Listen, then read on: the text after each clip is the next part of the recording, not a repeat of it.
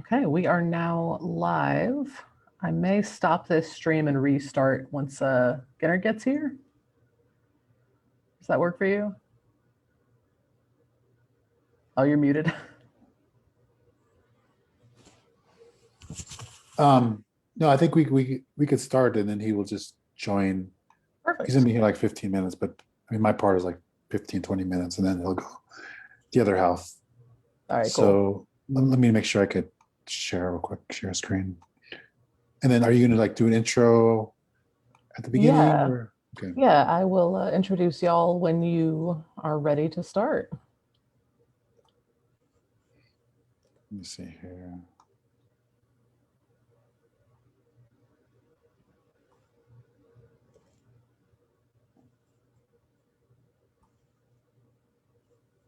Can you see my screen? Yeah, perfect. Okay. I'll stop sharing then. Yeah, we could go ahead. I'm ready. All right, I'm gonna actually make a quick post in the group to remind everybody that we are now live. Looks like we have a few viewers here already. Hi, Addie. So I'm also going to keep an eye on the Facebook comments and relay any questions for y'all at the end. Okay. Yeah.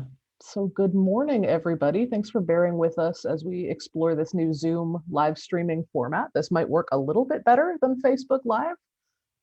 Yeah, and today we have the great privilege of talking with Eddie Avila and Genner Llanes-Ortiz about digital language activism. So this is going to be a discussion of how you can engage in language activism online through other digital means to promote and raise awareness of your Indigenous or endangered languages. So Eddie is the director of Rising Voices, an initiative to bring underrepresented languages and communities into the online conversation. And Genner is the research lead for Rising Voices and also at the University of Leiden.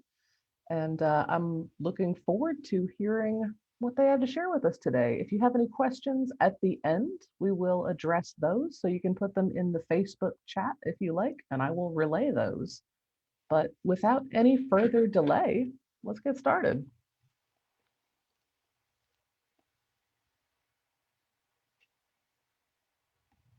So Eddie is the relay those, but with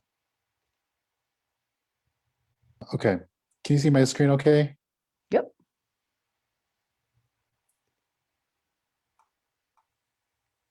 Okay. Thanks. Thanks, Anna, for the invitation to be here. As you mentioned, yes, I'm the director of Rising Voices with the organization Global Voices, and I'm based in Cochabamba, Bolivia. And my personal connection with what we're now calling language digital activism spans almost 15 years now. And I wanted to give a little overview on how this got started, kind of what encouraged us to continue to support these communities. And then I'll hand it over to my colleague, Henner, who will talk a little bit more about what we've been finding in terms of how language digital activism is kind of playing out in the real world and online in kind of different ways we're seeing. And so I just want to start off with kind of a really short story. Back in 2007, some colleagues and I, we started a series of blogging workshops in Alto, Bolivia. It's a very unique city here in Bolivia, about a city of, I would say, more than 1 million people these days. 95% are, migrants from the Altiplano, Aymara migrants. And it's a city that's roughly 33, 34 years old. And so it's a very new city. But now we're seeing kind of the first generation, second generation of young people who are, born in El Alto, but yet they still have, a solid footing in their home communities. And when we were doing these workshops with the project called Voces Bolivianas, Bolivian Voices, we heard stories where, many of the young people, they're university students back then, they would tell us stories how their parents, well-meaning parents, often discouraged them from speaking Aymara because they didn't want them to be discriminated against. they thought it was an either or type of situation where you either learn Spanish or learn Aymara. And so a lot of them grew up not being in a position to keep their language alive in the city setting. But I think thankfully that's changing these days.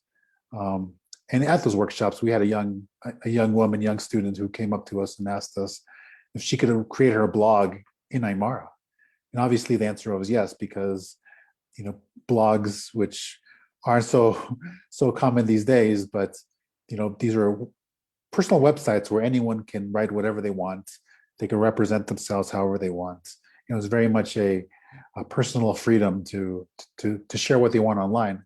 And so obviously the answer was yes, you could create your own blog in Aymara.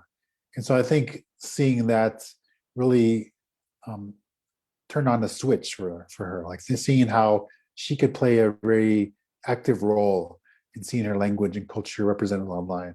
And then eventually go into the search engine, you would type in, her community, and it would be like one of the top two results. And so that was a very powerful thing that the young people saw back then, on the power of the internet to be able to represent themselves on their own terms. And so this student would invite her classmates from the linguistics department of the public university to learn about how to best use the internet. And a couple of years later, they formed a group called Hakearu, which means Voice of the People in Aymara. And they would really take off with the idea. They would start to create videos on YouTube. They started to dabble in Wikipedia in Aymara, open up social media accounts, more blogging workshops. And so I think it was really a powerful thing to do so in community and network, to be able to take a very active role in how their language and culture are represented online. And since then, I saw firsthand how their work inspired other communities here in Bolivia.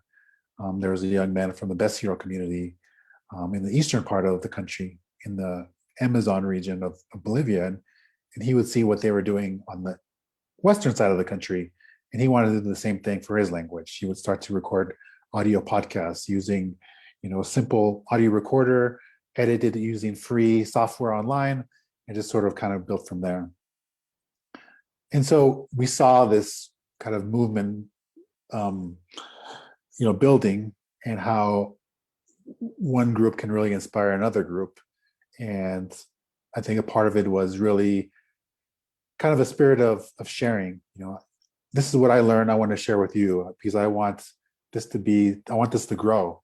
And one of my friends in the Hakearu group say, I want to take an active role in this because I don't want the next generation to find the same lack of content that I found. And so what we did, we started this initiative called Activismo Lenguas, language activism in Spanish, where we will start to primarily first convene, create spaces so that young people, young activists, digital activists, whether or not they use that term or not, could get together and learn from one another and share common frustrations, common struggles with connectivity, or issues around the lack of a formal writing system, or maybe there's not a consensus on how to write the language. And some of those things really can get in the way of moving forward to promoting the language online. But basically, it was a way to connect people. And so the first workshop that we had was in Mexico, Oaxaca, Mexico, in 2014. We had no idea really what to expect. And we partnered with a group in Oaxaca, the library, one the Cordoba library, and another organization called Surco, where we would just kind of launch a open call for participation and see who would apply. And in the end, we received about 150 applications for 25, 30 spots. And many of them would say in their application, like, oh, I thought I was the only one interested in this type of work. I thought I was the only one kind of doing this on my free time, using my own resources. But I think finding others like them, like one another, even though it's maybe a different language or a different platform they were using, but just really finding like-minded people was really powerful, and really it was a big encouragement to continue. And so we organized a series of these around in Bolivia, and in Colombia, and Peru, in Guatemala, and Chile, and Ecuador. And it's just basically a way to meet people who are interested in how technology and internet can play a role as tools to help people promote their language online, and probably more importantly, attract young people. I think, again, going back to my friends in Alto, they would say, many people would tell us that, our language is a language of the past. But I think seeing it online on social media platforms, on YouTube, it really shows that it's a language of the present and the future. And so I think that's sort of how this all got started since 2014. Just mainly expanding the networks, creating links, and just learning about the experiences and learning about the people behind these projects. That's the kind of the logo that we had for the workshop in Mexico, created by a local artist there. And I think what we've learned along the way is that, many of these are young people primarily because they are, generally tech savvy. They have, one foot in many cultures, in their home communities, which may often be rural communities where may not have much connectivity, but maybe they study or work in one of the larger cities. And so they're really able to navigate different contexts and different situations. And they're really a perfect example of a bridge that can really be a bridge to encouraging other people, other generations, that their language, it has major value today. And so we've been kind of seeing it as a do-it-yourself type of approach, not necessarily waiting around for a government agency or NGO or university to come and start creating content for them, but they can use relatively easy to use internet-based tools, what they have, on a daily basis, their mobile phone. And so kind of the spirit of not waiting for others to do it for them, but to take an active role. And I think we've seen that time and time again. And so we've been kind of mapping the different types of projects happening in Latin America, primarily to learn from them, but also so that they can learn from one another. And so we have a very simple directory on our websites where someone can look for projects based off country, based off language, based off platform, and basically as a way to maybe inspire other groups who are interested in doing something similar. They can say, oh, look what they're doing in Chile. They're using podcasting or audio podcasting. And maybe I could reach out to them and say, oh, how did you do this? Or what tools did you use? And it's really an interesting way to connect people and create networks of peers for learning and exchange. Another kind of things that we've been doing, I've been assembling different partners, different groups like ELP, for example, where we got together and created a global campaign around International Mother Language Day on February 21st, where we sort of encourage or challenge people to create memes in their language. It was a really interesting kind of response to see, different places around the world, a little more accessible and fun way to do that. So it didn't necessarily require them to create a long Wikipedia article in their language or open up a website or an account, but rather just finding a picture, coming up with some text and just sharing it. And I think it was a really powerful way to really send the message that, yeah, there's a lot of people around the world that's working towards a truly multilingual internet. So it was a really interesting campaign that we saw. And then I think another campaign that we started back in 2019 to coincide with the International Year of Indigenous Languages were these series of rotating Twitter accounts. And so every week we would invite a different digital activist to manage the accounts, to share his or her personal story, their experiences directly. So, not waiting around for the media to come and cover their project or their story, but rather an opportunity for them to talk directly to people who are interested in this field. And so I think one of the more successful ones was the one in Latin America, where we have around 15,000 followers. We were featured, the account was featured by Twitter Mexico as an account to follow, especially interesting account to follow. But over the last 2.5 years, we've had, around 75, 80 different people from Latin America who have managed these accounts.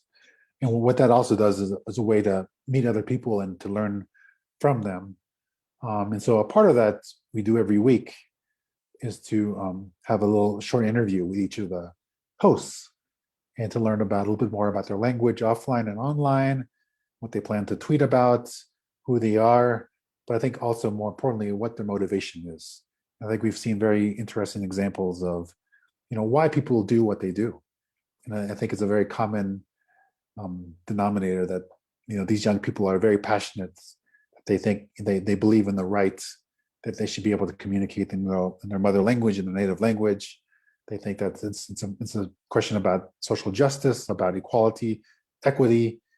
So I think learning what motivates these young people have been a really interesting part of this process. So this is one of the participants, Marco Martinez from Mexico, from Ayuk. He works with Ayuk language, and he writes, "My motivation is that the speakers of a native language can have the same opportunities in education, health, justice, among others, and not suffer discrimination. For this, I consider the dissemination of linguistic diversity important to the extent that we are aware of this diversity, that we can be able to coexist and live in a better way. I dream that my language can be found in different spaces and that what we as speakers who are interested in doing more activities in favor of our language." And a part of his project called Kumuntun is that we can inspire other languages and or other groups to do activities in favor of their native languages. And this is another digital activist that we've got to know from Peru, Margaret Camones. She writes, my greatest motivation is the love of the Quechua language and all of the existing languages because I consider them a civic exercise. They are heritage, and above all, it is a way of life that I assume as a social responsibility of my people, my town, my parents and grandparents. I dream that my language is empowered in every space, that digital media is our allies, that there are many people spreading the language by whatever means, that the social problem that afflicts us today can be addressed from the perspective of cultural language. And so I think, part of this, again, getting to know the activists behind this work and understanding that, the internet and digital media are simply tools, that what's most important, that what's kind of the driving force, obviously, are the people behind it that are using these tools for their self-determined needs and goals.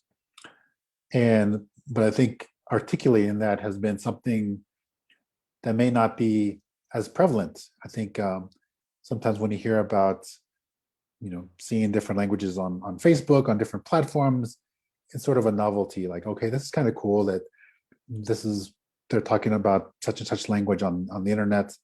But I think digging deeper on kind of the motivation and why this is so important is something that we're kind of looking at in some of our work. And a part of that is seeing what's out there in terms of legal mechanisms, human rights declarations, and now even digital rights charters have been really interesting to see. I think one of the kind of the foundations is the UN Declaration of the Rights of Indigenous Peoples, the Article 13 that states that they have the right to use their language, develop and transmit their histories, languages, oral traditions, philosophies, writing systems, and literatures, and to designate and retain their own names for communities, places, and persons. So this is really much at the heart of human rights. And so I think when you see, kind of a funny or interesting, quirky TikTok where someone is, teaching their language, it may seem very kind of catchy, very, interesting, but I think at the heart of it is these young people, the digital activists, are exercising and working to promote their right to do that. And so I think part of what we're doing is highlighting that kind of their motivation and what's at the heart of this digital activism. And again, I think as we finish the International Year of Indigenous Languages 2019, there's a lot of work to evaluate how the year went, what to look forward to the International Decade. But I was really pleased to see, as part of the recommendations for the work moving forward, is kind of the recognizing the role and importance of digital activists and champions for language promotion, language revitalization, and that they have an important role in this work. And it's really important that these young people have a seat at the table to be a part of this overall strategy. And again, I think those of us who work in this field that highlight digital activism recognize that the internet and this work isn't the magic solution for language loss, but it can be a really important part of working together with policymakers, academics, linguists, community leaders to find a way to reverse or even halt some of this language loss. And then finally, we've been seeing sort of the importance of a multilingual, linguistically and culturally diverse internet as something that's being incorporated into many digital rights agendas as well. So for example, in the African Declaration on Internet Rights and Freedoms, they recognize that individuals, communities have the right to use their own language, to create and disseminate information and knowledge to the internet, that specific policies and actions should be taken to encourage that. So I think that's really hopeful to see this also being discussed as a digital right, internet right, even though the relationship between digital rights and human rights is very much kind of held in common. It's often said digital rights are human rights online. And so I think as we continue to talk about this and have fun, have interesting kind of experiences with digital activists who are doing great work, they're really putting their heart and soul into this, but to recognize at the heart of this, it's really something about exercising one's own rights to communicate. And one of those places these days is the internet. So I think as we could continue to promote this and push the importance of language digital activism, is to recognize kind of what's at the heart of this. And then, as I mentioned just earlier, I think the important thing is to recognize kind of the people behind the tools. I think, again, the tools are simply a way to support these young people's work and passion for the language and culture, and a way to connect with others who may be on the other side of the world, or even now, as we continue with the pandemic, that it's important that there's a way to still connect with one another. I think we've seen lots of great examples of different campaigns, different language learning platforms, a lot of webinars, a lot of online a lot of online activities that help people still connect with one another. And so I think over the last 7-8 years, we've been really fortunate to meet a lot of great people who are passionate about their work. And kind of the next step is to figure out with them collectively, how can we continue to support their work, whether it's to create more networks, connect them with policymakers, connect them with tech companies that may be able to help provide access to their communities where the content that's being created can reach more people. So I think we've seen lots of great examples of how collaboration can work in this field. But I think we're digging deeper to see kind of impacts, the importance of alliances, about sustainability.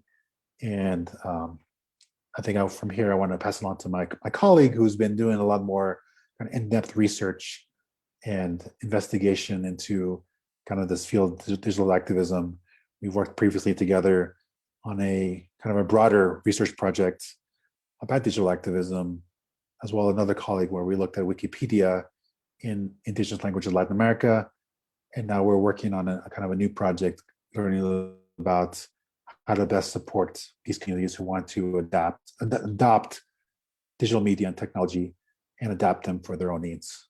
So thanks, and I'll stick around and I'll send it over to my colleague, Henner, who will take it from here. Thank you, Eddie. Can you hear me? Can you hear me okay? Yeah. And if I may, I would like to share my screen with you guys. I don't know if Anna, if you will authorize me to share with you my screen. Yeah, let's see. Try now. Okay.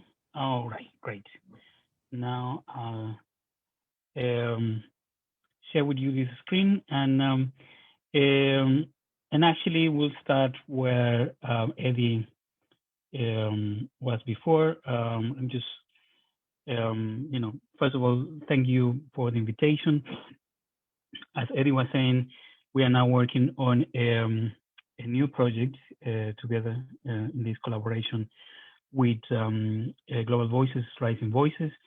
And in this, we are trying to develop ideas and a structure that will allow us to support those activists of different languages, especially indigenous languages, who would like to use digital tools to promote the visibility, the teaching, the education in their own languages. And what we are in the process of developing is this structure for a toolkit that will be offering a series of recommendations, but also show people what kind of resources they can use if they want to start up these kind of projects. And we have been playing around with different ideas, also benefiting from a lot of what Global Voices and Rising Voices have learned over the years in the type of work that Eddie just described. All of this trajectory that I have gotten to know because of my participation in the previous project, where we looked at 15 different experiences of digital activism of indigenous languages in Latin America, and so we're trying to learn, we're trying to see what is the most effective way of systematizing this information and also giving it back to the community so that it will sort of trigger a new wave of projects. So we're in the process of doing that, and rather than looking at how different technologies take shape in relation to particular platforms or in relation to specific projects, we have focused or tried to interpret and understand the hundreds of projects that exist in Latin America and other parts of the world, North America, as well as Africa and Asia, in terms of tactics. So what I'm going to present you here is a work in progress, of course, and this is perfectible, but this is as far as we have been able to understand how different projects that will look completely different to each other sort of integrate, speak to each other, but also have their own specific goal, their own specific objective, either explicit or implicit. And in this, as I said, we're still sort of in the process of analyzing, putting together these ideas, and what I'm going to present to you is, of course, a matter of discussion. So we have identified, looking at all of these different projects, we have identified so far 8 ways in which those projects aim to revitalize, strengthen, and habilitate indigenous languages that are being displaced or are underrepresented in the countries where they exist. So these are tactics, and they have very specific goals and objectives, and so I'm going to try to talk about how they integrate each other. So one of the first tactics that we have identified is the enabling of digital communication in indigenous languages, and here we have included within this tactic in this field of action, so to speak, different types of projects, many of which involve from creating special fonts or developing Unicode to write indigenous languages in their own scripts that are not necessarily Cyrillic or Sanskrit or Latin or Western or in a general way, but that are special, have special characters, and that are used by different indigenous communities all over the world. So, for instance, the Inuit, the Cree, or the Cherokee, who have their own script. They have developed historically their own script to represent the language. But when they go to computers or they try to use digital tools, these lack the possibility of representing these scripts and this language, and therefore there's a whole range of projects, many of which have found their home in places like Google, etc., to develop these codes. Then another way in which there are projects that enable digital communication in digital languages is by setting up their own community managed networks, especially in isolated regions. And it is the case of a project that exists in Mexico. And we are yet to identify other places where this is also happening. But these are, in these projects lies the very possibility that indigenous languages could exist in digital communication. So they are very important. And finally, there's also installation of local wireless networks, again, in isolated regions where connectivity is very low. And these are projects like the ones that have been set up in Guatemala, where there's the Rachel project. There's a device that allows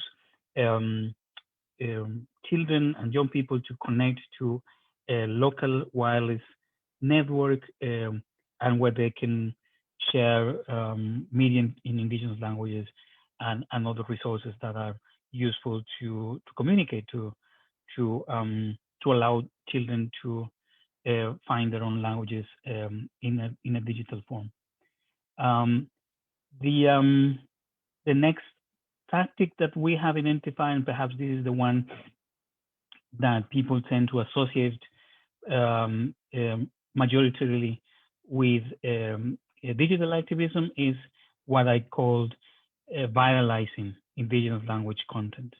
So this involves using photographs, videos, sound recordings, tweets, memes, dances, songs, etc., which convey short messages and that use performance skills, humor, and aesthetics that are generally associated with influencerism.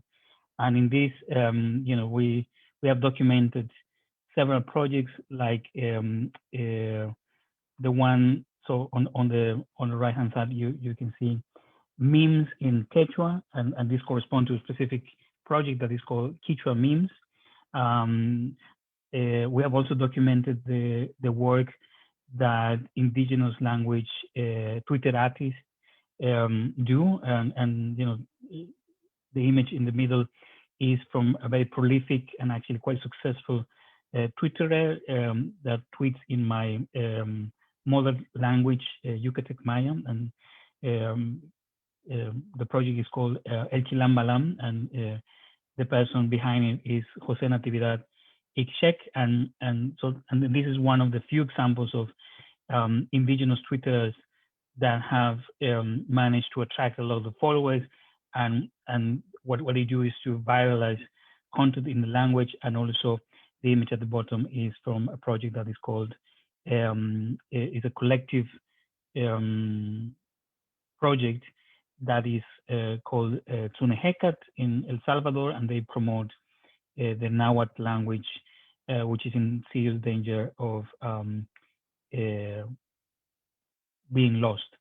And so they use very colorful images with to teach words to convey the cultural and linguistic heritage that is embedded in these words and cultural features. So as I said, this is what most people tend to associate with doing digital activism online, and there's plenty. The majority of activists are engaged in this type of activity, and it's, while being crucially important, at the same time, when the sole aim is to viralize content, then they necessarily need to connect or find other ways of realizing larger objectives, and in this comes other forms of activism and tactics, right? So the next tactic that is also interesting is the normalization of the use of indigenous languages online. And so this goes a step further, well, necessarily, being part of an evolutionary trajectory when it comes to indigenous activism, but it goes a little bit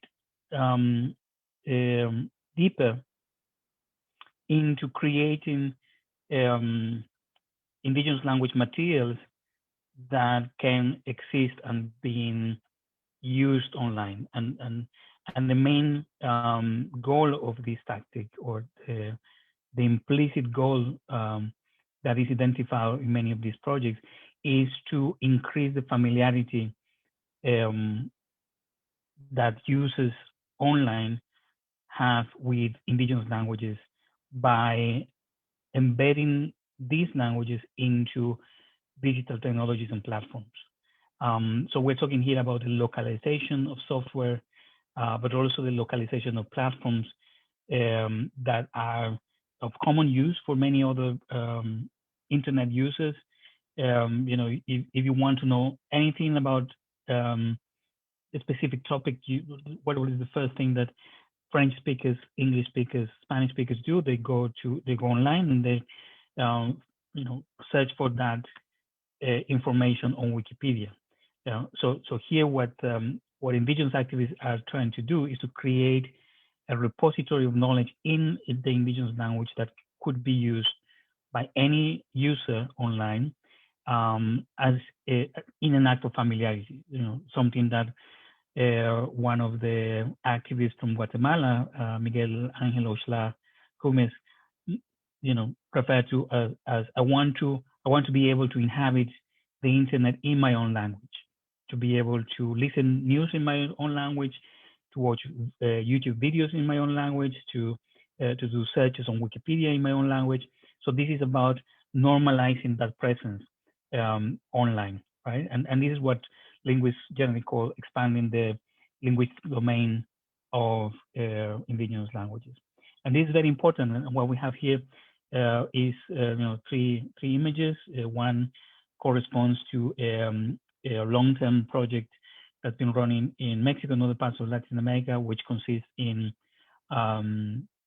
localizing Firefox, all the menus, all the navigation tools into different indigenous languages. Eddie mentioned the research that was done by another of our colleagues, Rodrigo Perez Ramirez, who looked at the different experiences in localizing Wikipedia in different indigenous languages. And the image that we see here is from Wikipedia in Guarani, which is one of the most spoken languages, most spoken indigenous languages in South America. And finally, we see also the growth in the number of digital radio stations that use indigenous languages as the main medium of communication. And the picture we see here is a very beautiful project in the Yucatan, again in my mother language, Yucatec Maya, which is Yuyum Radio, which also uses all of these different strategies. The next tactic that we have been able to identify that activists tend to use is reclaiming. And here it's not just about the language, but also about the cultural knowledge that is embedded in the language and in linguistic examples all over the world. And this is about the act of taking back, documenting, and creating an archive of indigenous language materials that could be used for different purposes: cultural revitalization, education, political activism, research, and so on.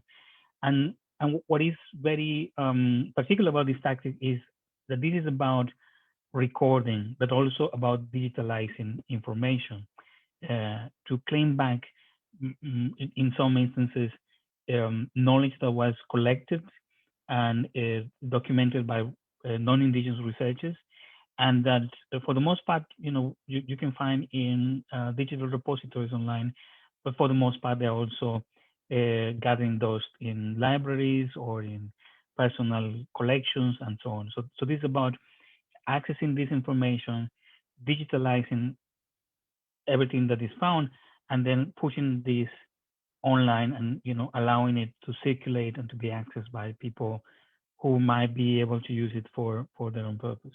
So here we have two images of these, which can also be said to be a form of digital repatriation. At the top, we see a website that we documented, which is a project that lives across 2 continents with some people from Europe as well as people in Mexico who have been gathering materials that are produced today in the Mixtec language in all its different varieties, to collect them and put them into a portal where people can potentially access that information and use it for their own revitalization projects. The other image at the bottom is from the Yadiko Uruki project, and this was a small grant that was the result of a small grant that was given to 2 linguists from Colombia, one an Indigenous linguist and the other a non-Indigenous researcher, who asked for all recordings that one of the teachers had about songs and dances and testimonies that had been collected in the 1980s. So they digitalized this, put it online, did all the transcriptions, and also actively took this knowledge back to the village where it had been collected in the first place. So this is again another example of information going back to information being repatriated, and is another it's a tactic that is also used by different North American Indigenous nations, going to libraries and collecting all of these materials to use for their own teaching processes. We can probably say that all of these, the viralizing, the normalizing, and the reclaiming, all of these tactics are necessarily related to education, right? And it's definitely the case. But there are also instances where those efforts are not necessarily embedded into pedagogical processes. So when talking about educating as a tactic, we want to stress here the fact that this is about creating new digital materials, but also digitalizing educational tools that exist in different Indigenous communities in order to facilitate learning processes. And this can take the form of YouTube channels or Facebook pages or collections of files that are put online and that have been created with explicit intention of being used for different pedagogical projects. So these also takes the form of apps, and what I want to stress here is that while all of the other tactics can be said to have an educational purpose in the back, this is the one that we consider we consider within this tactic those projects that have explicit pedagogical intention and that take that shape and that use that kind of logic. So here we have 3 projects that we documented also in 2015, 2016. Kimeltue, which is a very successful source of educational material in the Mapudungun language or the Mapuche language.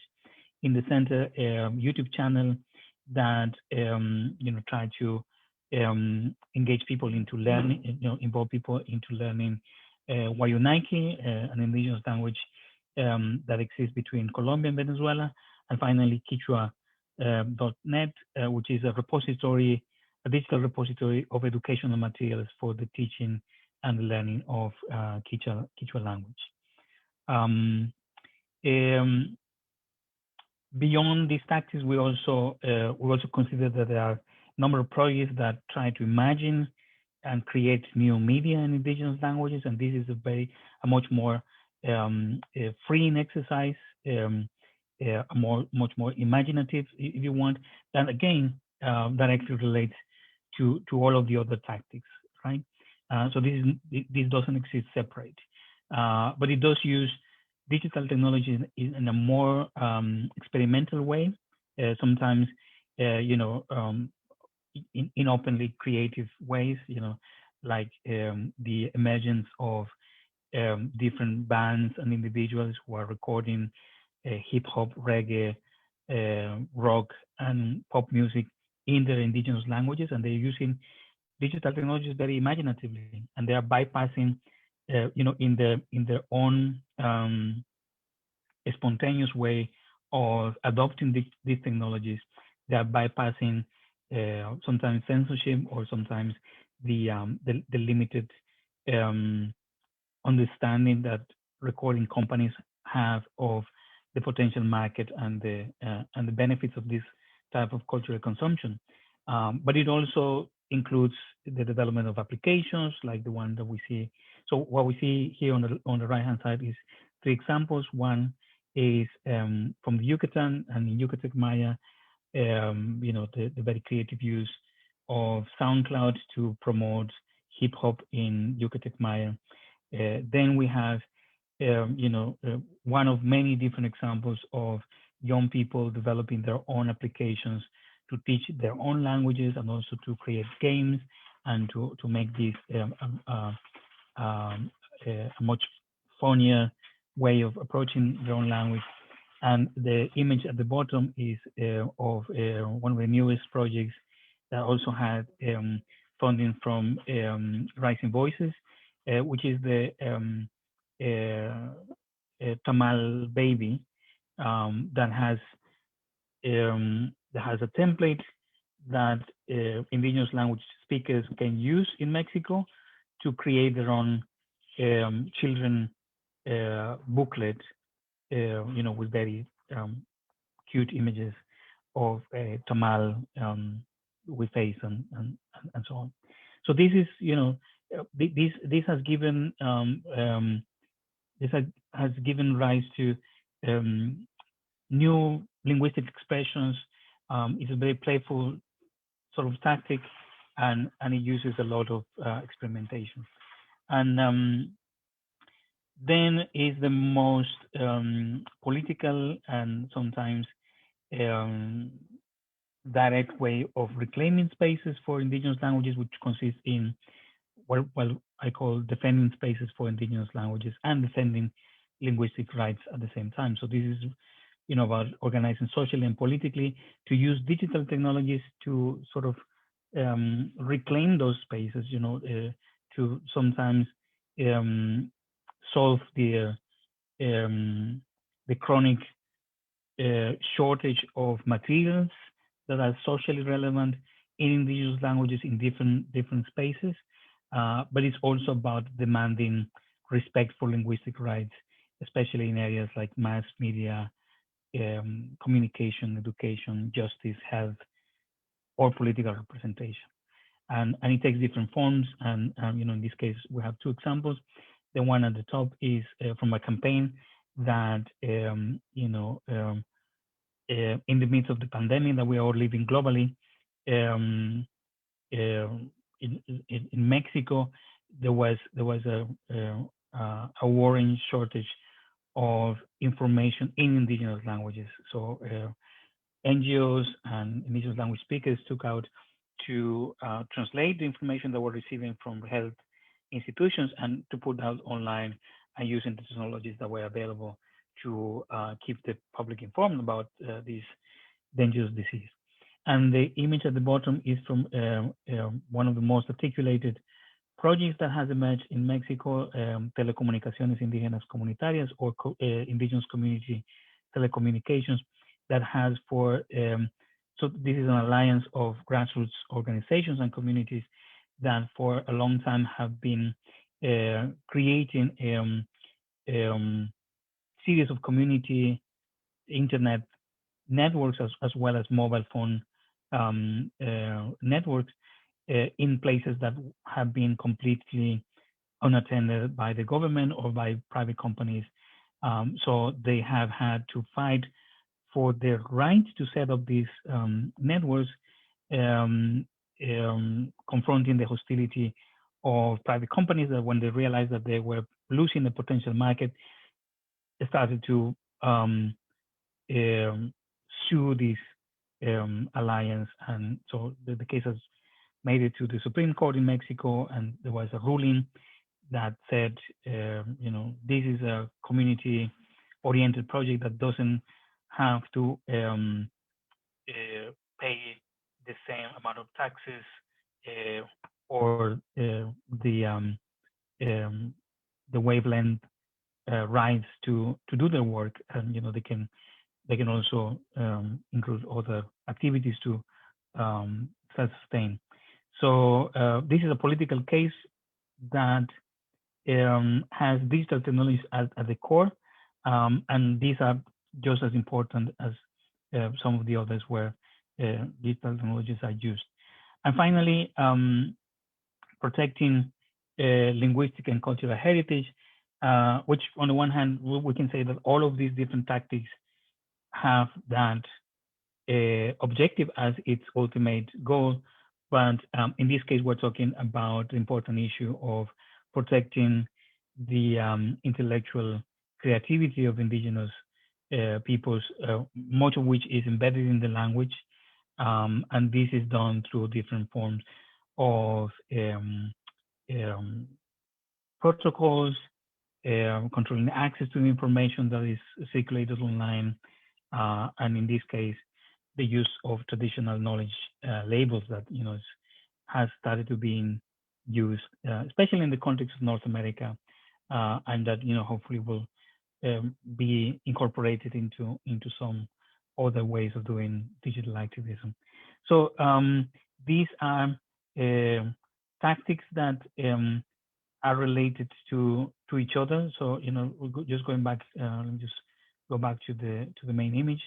So as you can see here, all of these areas are interconnected, overlap with each other, and the protecting one, which is perhaps the most urgent tactic, the ultimate goal that many of these forms of activism are pursuing, is sort of embracing all of the other ones. But you can see how educating is at the center, but at the same time, many of the other tactics fit and connect with each other. And this is, as I said at the beginning, a work in progress model, and hopefully we'll be able to enrich it, make it more complex, and perhaps use it also to think about new ways in which digital activism can contribute to the protection and to preventing the loss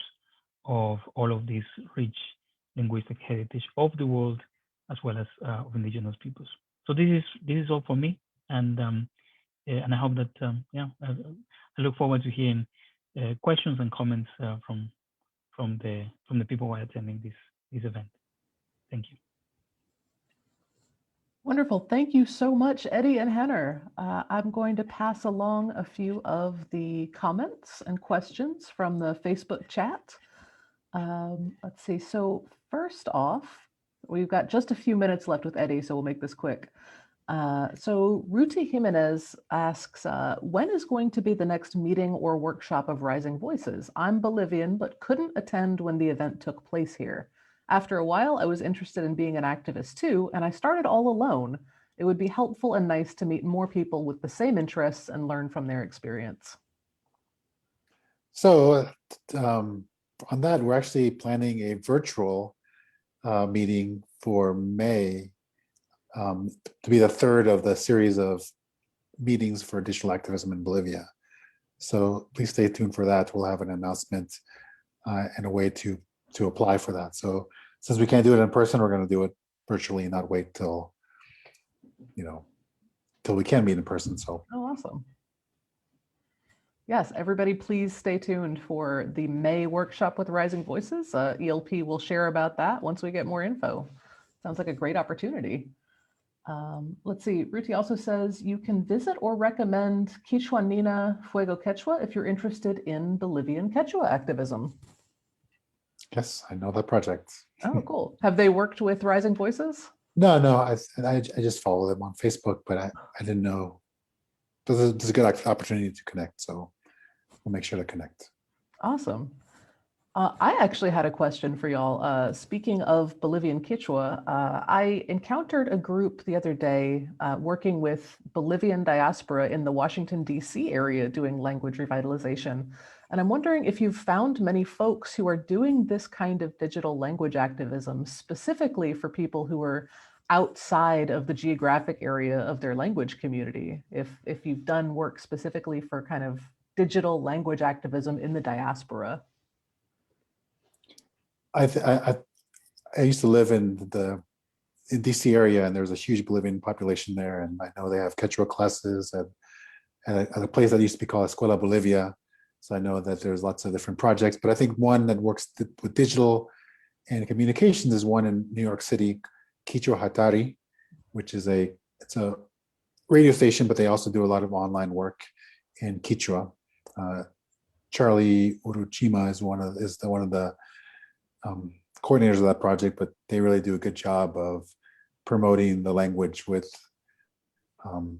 immigrants or second or first generation Quechua speakers in the New York area. So we've worked with them, and they really do a great job.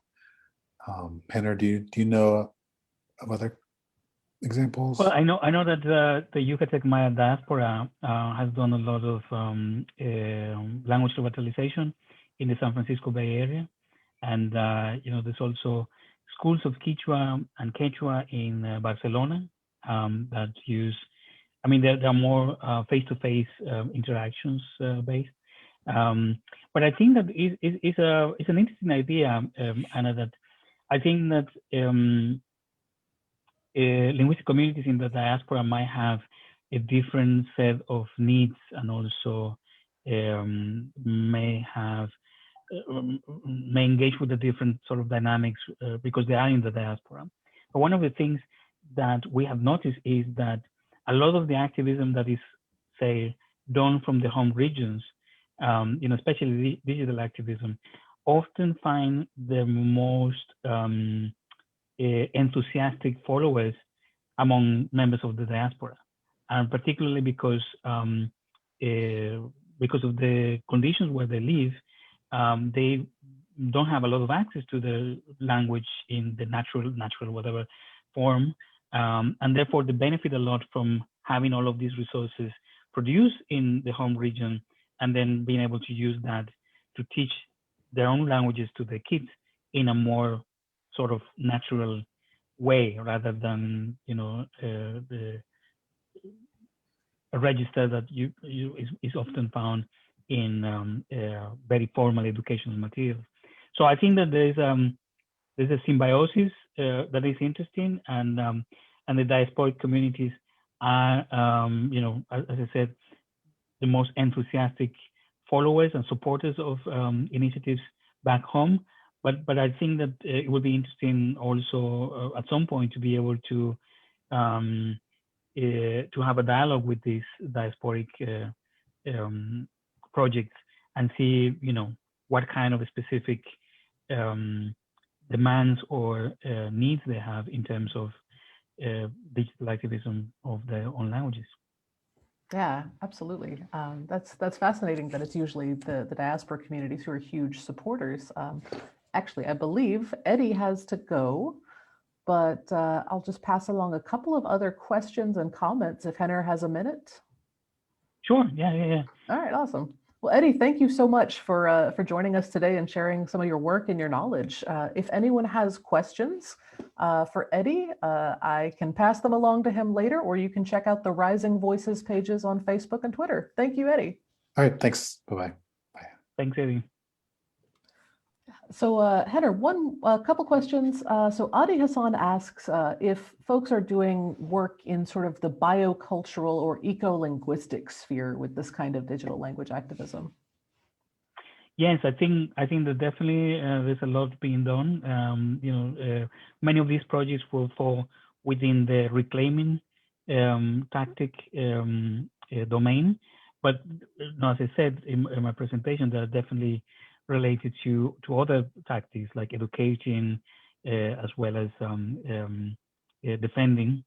But yeah, there's out on the top of my head, I cannot think right now of an effort of this nature. I mean, except in my home region, in the Yucatan, where my activist, who is also a journalist, Bernardo Kamal Itza, along with a group of young people, Alfredo Howe, and other colleagues, they have been using Facebook actually to systematize some of the information about how the Maya people use certain elements in nature, they call them bioindicators, to forecast the weather or to sort of anticipate certain weather conditions like droughts or heavy rain or changes in temperature and so on that could potentially affect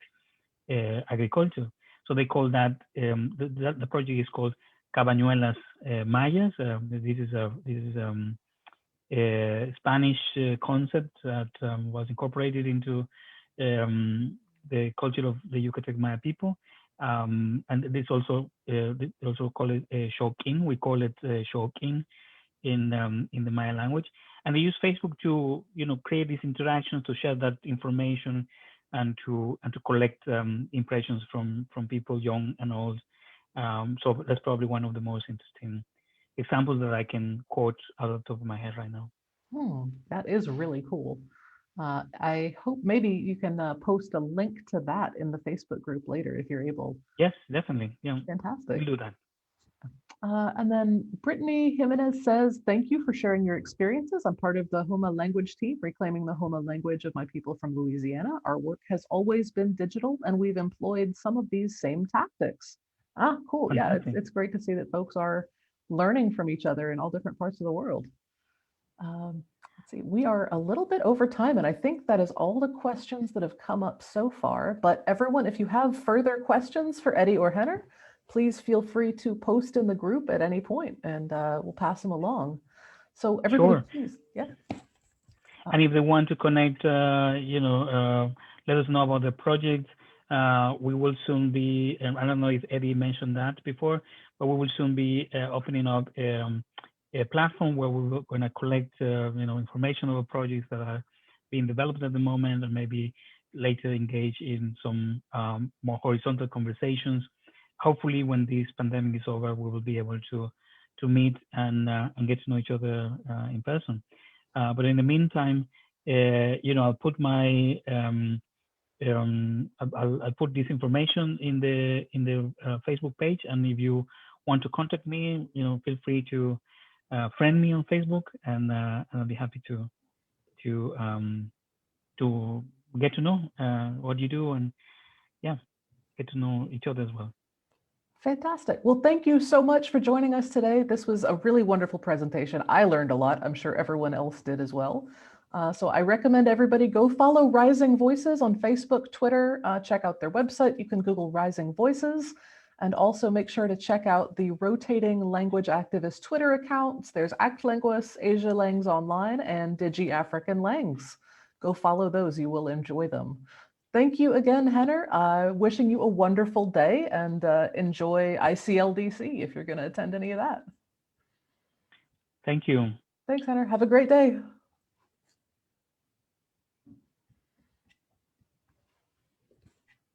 All right, everybody, thanks for tuning in this week. As always, you can find this video in the group afterwards. So please share with anybody who's interested in digital language activism. And if you're attending the International Conference on Language Documentation and Conservation, enjoy that for the rest of the weekend. Take care, everybody.